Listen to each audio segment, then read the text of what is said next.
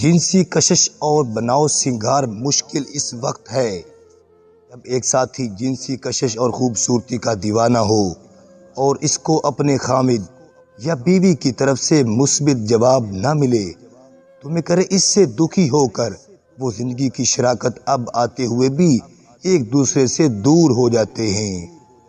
جب دل یوں اچاٹ ہو جائے تو پھر جنسی ملاپ کا لطف کوئی کیسے اٹھا سکتا ہے؟ 113ویں میں بھی سنت وستان عورت کو ہدایت دیتی ہے کہ بے شک میاں بیوی آپس میں اکیلے ہی ہوں تب بھی بیوی کو اپنے سنگار کی طرف سے لاپرواہی نہیں ہونی چاہیے۔ اس طرح کے مزاج اور عادت سے آپس میں پیار بڑھتا ہے اور ایک دوسرے کو خوش کرنا اچھا لگتا ہے، جس کی وجہ سے قدرتی طور پر سیکس اپیل میں اضافہ ہو جاتا ہے۔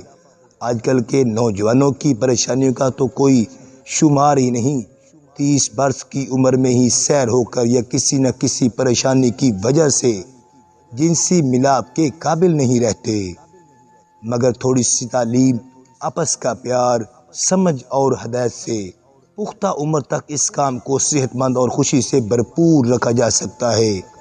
تاہم یہ کامیابی تب ہی حاصل ہو سکتی ہے جب دونوں ساتھی میاں اور بیوی ایک دوسرے کا ساتھ دینا قبول کرے۔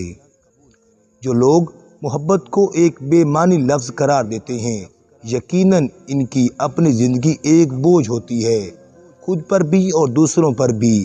ان کی تلخ زبان سے کبھی کوئی پیار جیسی ایک مقدس تعلق کے لیے ایسے لفظ نہیں ملتے جنہیں سن کر کوئی دوسرا یہ تاثرات دے کہ یہ شخص بھی محبت کرنا جانتا ہے۔ نصیحتاً وہ تنہائی اور خود گوئی کا شکار ہو جاتے ہیں۔ ایسے لوگ اپنے ایک مخصوص قول تک ہی محدود رہتے ہیں۔ یہ قول سخت زبان، نازیبا فقرات، نفرت انگیزی اور تنہائی کی بنیاد پر بنا ہوتا ہے، اور ایسے لوگوں کے قریب کوئی لڑکی قدم رکھنا بھی پسند نہیں کرتی۔ ایسے ہی لوگ ہیں جنہوں نے محبت جیسے انمول رشتے کو بے معنی لفظ قرار دے دیا، اور لوگوں میں ایسی بری شہرت بھی ہے، لیکن حقیقت کو جھٹلایا نہیں جا سکتا۔ محبت سے کوئی جیت نہیں سکتا، کیونکہ محبت سچی ہو تو سچ کو دنیا کے سامنے کوئی نہیں جھکا سکتا۔ اکثر نوجوان محبت کے اصولوں سے واقف نہیں ہوتے۔ وہ چاہتے ہیں کہ جو کچھ بھی بدی نظر میں ہو، یہ جلد بازی ہی ان کی ناکامی کا سبب بنتی ہے۔ لڑکیاں پہلی نظر میں ہی کسی لڑکے کے متعلق کوئی ٹھوس رائے قائم نہیں کر سکتی، اس کو آہستہ آہستہ اور ٹھیک طرح سے سمجھتی ہیں، اس سے میل جول اور اچھی باتوں کا تعلق قائم رکھتی ہیں۔ انہی رابطوں سے کسی بھی شخص کے اخلاق و خد خیال واضح ہوتے ہیں، اور پھر لڑکی کے دل میں بیٹھے اس شخص کے لیے ایک نرم گوشی جنم لیتی ہے اور پھر پورے دل پر حاوی ہو جاتا ہے۔